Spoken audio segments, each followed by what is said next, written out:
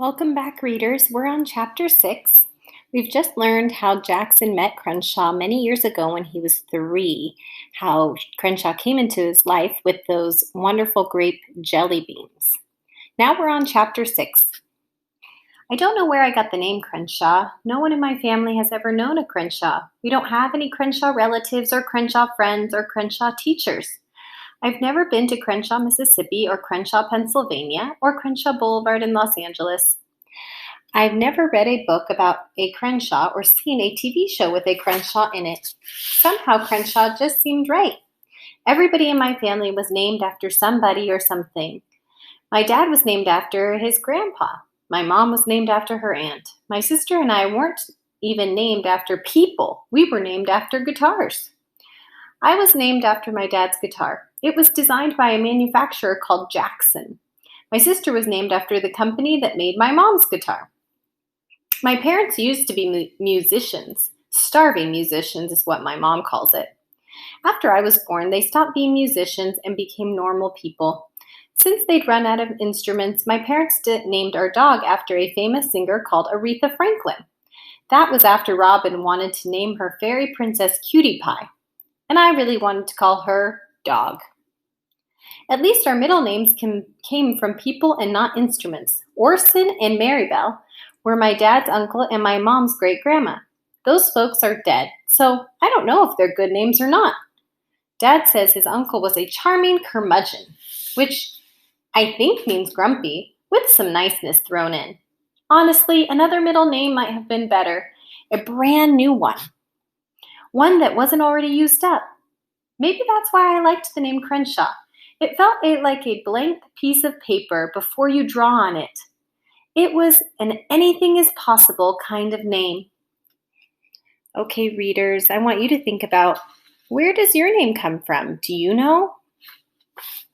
Maybe ask your parents where your name comes from and how you got your name. Chapter 7. I don't exactly remember how I felt about Crenshaw that day we met. It was a long time ago. I don't remember lots of stuff about what happened when I was young. I don't remember being born or learning to walk or wearing diapers, which is probably not something you want to remember anyways. Memory is weird. I kind of remember getting lost at the grocery store when I was 4. But I don't remember getting found by my mom and dad who were yelling and crying at my name at the same time. I only know that part because they told me about it. I remember when my little sister first came home, but I don't remember trying to put her in a box so we could mail her back to the hospital. My parents enjoy telling people that story. I'm not even sure why Crenshaw was a cat and not a dog or an alligator or a Tyrannosaurus Rex with 3 heads. When I try to remember my whole entire life, it feels like a Lego project, where you're missing some of the important pieces, like a robot minifigure or a monster truck wheel. You do the best you can to put things together, but you know it's not quite like the picture on the box. It seems like I should have thought to myself, wow, a cat is talking to me, and that is not something that usually happens at a highway rest stop. But all I remember thinking is how great it was to have a friend who liked purple jelly beans as much as I did. So readers, to me, it sounds as if Jackson created this friend, Crenshaw, his imaginary friend, because maybe he needed a friend. Everybody needs a friend. Chapter 8. A couple of hours after the mysterious jelly bean appearance during cereal ball, my mom gave Robin and me each a grocery bag.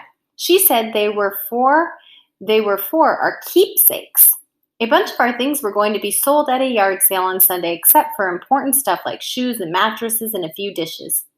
My parents were hoping to make enough money to pay some back rent and maybe the water bill too. Robin asked, "What is a keepsake?"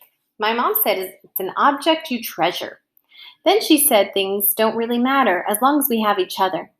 I asked what were her keepsakes and my dad's. She said probably their guitars would be at the top of the list, and maybe books, because those were always important. Robin said she would bring her Lyle book for sure. My sister's favorite book in the whole world is The House on East 88th Street. It's about a crocodile named Lyle who lives with a family. Lyle likes to hang out in the bathtub and walk the dog. Robin knows every word of that book by heart. Later at bedtime, my dad read the Lyle book to Robin. I stood at her bedroom door and listened to him reading. He and my mom, Robin and Aretha, were all squished on her mattress. It was on the floor. The wooden parts were going to be sold. Come on, come join us, Jackson, my mom said. There's lots of room. My dad is tall, and so is my mom. And Robin's mattress is tiny. There wasn't any room. I'm good, I said. Looking at my family all there together, I felt like a relative from out of town, like I belonged to them, but not as much as they belonged to each other. Partly that was because they look so much alike, blonde and gray-eyed and cheerful. My hair and eyes are darker, and sometimes so is my mood.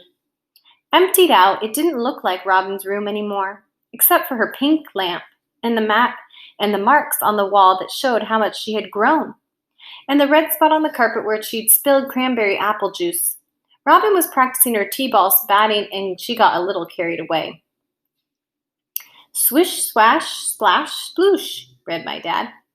Not sploosh, Daddy, Robin said. Smoosh, splish, swash. Stop being silly, she said. She poked him in the chest. It's swoosh. Swoosh, I tell you. I said that I did not think a crocodile would enjoy taking a bath. I just read a whole library book about reptiles. My dad told me to go with the flow. Did you know that you can hold a crocodile's jaws closed with a rubber band? I asked. My dad smiled. I wouldn't want to have been the first person to test that theory.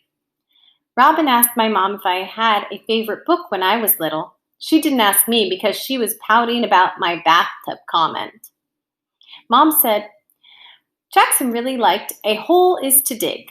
Remember that book, Jackson? We must have read that to you 1,000,000 times.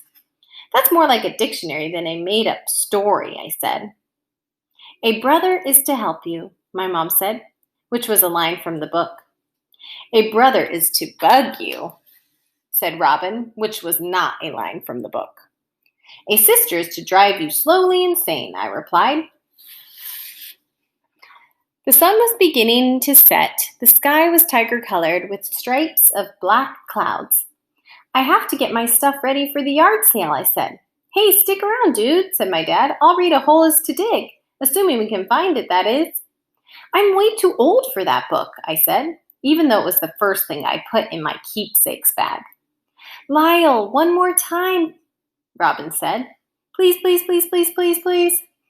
Dad, I asked, did you buy some purple jelly beans? Nope. Then where did they come from, the ones in Robin's T-ball cap? It doesn't make any sense. Robin went to Kylie's birthday party yesterday, said Mom. Did you get them there, Sweet Pea? Nope, Robin said. Kylie hates jelly beans. And anyway, I told you, they were magic, Jackson. There's no such thing as magic, I said. Music is magic, said my mom. Love is magic, said my dad. Rabbits in a hat are magic, said Robin.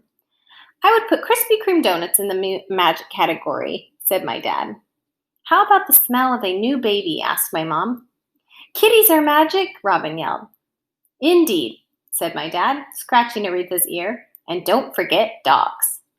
They were still going at it when I shut the door. Okay, friends, it's time for you to take out your reader's notebook.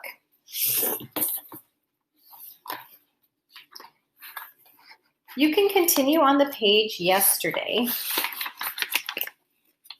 if there is still room. And we're going to write the date at the top, 1/12/21. And the last chapter we read was chapter 8. I'm going to do CH period for chapter 8. Go ahead and follow along with me.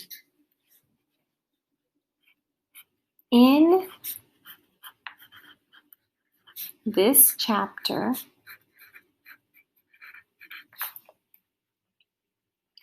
Jackson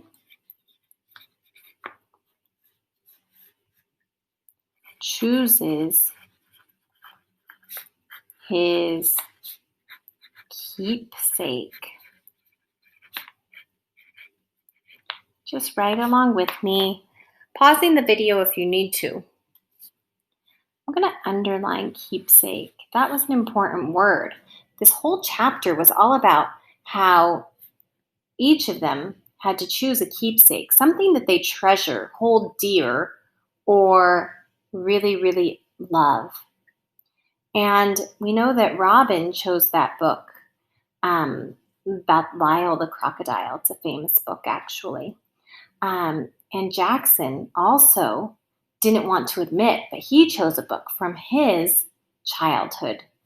And I'm wondering, do you have something, if you were to have to choose one keepsake from your room, what would it be? So after here, we end our sentence with a period. It stops. My keepsake is my... I want you to finish the sentence. One of my keepsakes is a picture that I have of me and my mom when I was a baby. That's something that's very special to me that I would take with me. And what is something that you treasure that you would take with you? What is your keepsake? A stuffed animal, perhaps? A special necklace? I want you to think about it and go ahead and make a connection here with our story.